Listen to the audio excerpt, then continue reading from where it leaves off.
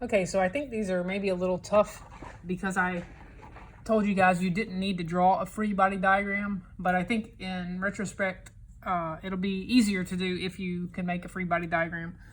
This is question 5, where we had these two buckets attached by two cables, this cable and this cable, and it asks some questions about it. So the first question, it asks about the tension when it's at rest. The second question asks for the tension when it is accelerating up.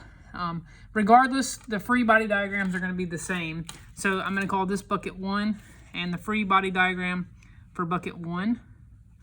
I have weight pulling down. I also have the tension in this cable pulling down. I'm going to call that tension 1. And then I have this upward tension. I'm going to call that tension 2. So that's the free body diagram for bucket 1. For bucket 2, same picture. We have the weight acting down. There's no tension acting down because there's not a rope down here. But this tension right here is this one. And so remember, this tension is what we called T1 originally. So those are our free body diagrams. As far as the formula goes, so F net equals, it's at rest. So since it's at rest, it doesn't matter which ones you make negative and which ones you make positive. Because since it's at rest, your F net is going to be 0, equals, I'm just going to do this one as my positive and these two as my negative. So I have T2 minus the weight of the bucket, also minus that tension. That's the formula for bucket 1. For bucket 2, F net, again, it's at rest, so it doesn't matter which one of these you make up and down. I'm going to go ahead and, since I made this one up, I'm going to make this one. Y'all, I messed up. This should say T1. That's my mistake because it's the same rope. It's this rope, T1. So it's T1 minus FG. And so those are my two formulas. I do know that the net force is 0 because it's at rest. So the formula for each of these is going to be 0 equals. So coming over here to this one, I don't know what T2 is. I don't know what T1 is. I can calculate the weight. It's the mass of the bucket times 9.8. The weight, 31.36. I'm going to do the same thing over here. I don't know what T1 is, minus, but I do know the weight. It's the same mass, 3.2 times 9.8, so 31.36. So now again, two equations, two unknowns. T2 and T1 are my unknowns. Since this one has two unknowns in it, I'm not going to do anything with it, but I need to do this one. So I'm going to solve this one for T1, add 31.36 to both sides. So T1 is equal to 31.36. That's the first tension. Again, this is question A when the object's at rest. All I'm going to do once I have that is I'm going to just substitute it right there. So 0 equals T2 minus 31.36 minus this 31.36 is going in that spot, minus 31.36. So 0 equals T2 minus 31.36 and 31.36, 62.72. And then to solve for T2, you add 62.72 to both sides. So that cancels out, and T2 is equal to 62.72. And so question A asks, if the objects, the buckets, are at rest, what's the tension? Those are the two tensions. Okay, part B for number 5, it asks the same exact question, except for it asks for the tension if the object is moving up with a acceleration of 1.6. I'm going to use the exact same formula as F net equals T2 minus FG minus T1. That's one equation. That's this one. And I'm going to use this equation, F net equals T1 minus FG. Same exact equation, okay? So the only difference is on this one, the F net was 0 because it's at rest, but over here it's not. The acceleration is 1.6. So F net is mass times acceleration equals T2 minus the weight, which we calculated earlier to be 31.36, minus T1. And this one is 3.2 times 1.6 equals T1 minus 31.36. This equation has two unknowns. This one only has one. I'm going to go ahead and solve this equation. 3.2 times 1.6. Nope. 3.2 times 1.6 is 5.12 equals T1 minus 31.36. To solve for T1, you add 31.36 to both sides. T1, 36.48 newtons. That's T1. Once you have T1, you can substitute it in right there. So 3.2 times 1.6, 5.12 equals T2 minus 31.36 minus that, 36.48. Solve for T2. You just take 5.12, add 31.36, add 36.48, 72.96 newtons. So there are your two tensions. Question 7 is all about the bucket and pouring sand in the bucket to make this block slide. This is the bucket. How much sand can I add to the bucket to make this block slide? So the problem gives me two coefficient of frictions. It gives me the static friction to be 0.45. It gives me the kinetic friction or the sliding friction to be 0.32.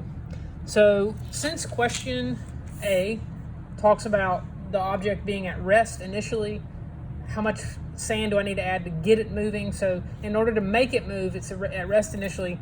This is the coefficient that I'm going to use for question A. So again, I'm going to go ahead and draw the free body diagrams for both of these. So for the box, the 28 kilogram box, it's pulling this way. It's being pulled because of tension. Obviously there's gravity and a normal force, but those aren't affecting its movement. The only other thing that's affecting its movement is friction. And remember, it's stationary, so it's static friction. This is the 28 kilogram box. Then we have the sand bucket. And so we have the weight of the bucket acting down, and we have tension acting up. And so this tension is equal to this tension. Now, a lot of people want to say for the weight, 1.35 times 9.8, because I mean the bucket is 1.35. But remember, we're going to add sand to the bucket, so we can't do that just yet. So we can't put that here yet. But we can go ahead and write our equations. So for this one, obviously when you put sand in the bucket, this one's going to go down, causing this one to slide that way. So it's going to slide that way, which means this is the larger force. So my net force is equal to the tension minus the friction. That's the equation for this box. For the bucket, it's going to move down. So since it's moving down, this is the larger force. F net equals Fg minus Ft. And so, of course, my FTs are the same. So we're going to plug some things in. Initially, it's at rest. Remember, so if it's at rest initially, there's no net force. The tension we need to solve for, we don't know what it is, minus the force of friction. So friction, you have to remember, friction is the coefficient times the normal force. The coefficient is 0.45. The normal force, that's this one. And so that's 28 times 9.8, 274.4, 274.4. That's your normal force. When you take your normal force and you multiply it by 0.45, 123.48 is my friction, 123.48. So this is equation 1 for the box. And then for the bucket, F net, remember, it's not going to move initially. I need to make it move, but right now it's not going to move. It's equal to the weight, but we don't know the weight just yet, because remember, that's what we're trying to find out, minus the tension. So I have two equations and two unknowns. This equation only has one unknown, so this is the one I'm going to solve. When you solve for Ft, you get it to be 123.48 newtons. Once you have that tension, it's just plugging it in right there. So 0 equals Fg minus 123.48, which means the weight is 123.48. That's the weight of the bucket and the sand in it. So you have to remember that the bucket itself had a mass of 1.35 kilograms, which means the bucket itself, 1.35 times 9.8, the bucket itself had a weight of 13.23 newtons. But I'm required I need 123 newtons to make this bucket move. So the difference in these two, this one and this one, the difference tells you how much sand I need to add. So 123.48 minus 13.23. I need to add 110.25 newtons of sand. The question asks for the mass of sand. So all you do is just divide it by 9.8. So the mass of sand I need to add is 11.25 kilograms. I think on the answer sheet I gave you 13 point something because I just forgot to back out the mass of the bucket. This should be the correct answer. That's how much sand you should add. Okay, 7B, same question, same formulas. The only thing that changes is instead of it being at rest, instead of these two being 0, it's not at rest, it's moving, and so we need to calculate the acceleration. So we're looking for A. What happens is the minute that it starts to move, the coefficient of friction changes from 0.5 to 0.32, which is going to give us a different friction, of course, but we'll use that in just a second. So let's just fill in our formula. Remember, this is the box. This is the bucket of sand. Remember the bucket of sand. The bucket itself is 1.35 kilograms, but now I've added 11.25 kilograms of sand. So that's going to be the mass of the bucket. And then just to remind you, the mass of the box is 28 kilograms. So F net, mass times acceleration, equals tension minus the frictional force. Remember, friction is the coefficient times the weight, or times the normal force, I should say. The normal force is 28 times 9.8, 274.4. So when you take 274.4 and you multiply it by the kinetic friction, 87.81. Now the reason that this friction is different than this friction is because, remember, this one was when it was stationary. It's harder to move when it's stationary. Once it gets moving, the friction changes. The friction gets smaller. So there's equation 1. Equation 2, F net is mass times acceleration. The mass, remember, it's the bucket plus the sand, 1.35 plus 11.25. 12.6 is the mass. 12.6 A equals the weight. 12.6 times 9.8, 123.48 equal or minus FT. Once we get to this point, it's just a matter of elimination. So 28A equals FT minus 87.8. Second equation, 12.6A, negative FT, I'm going to line them up, positive 123.48. And so, of course, those cancel.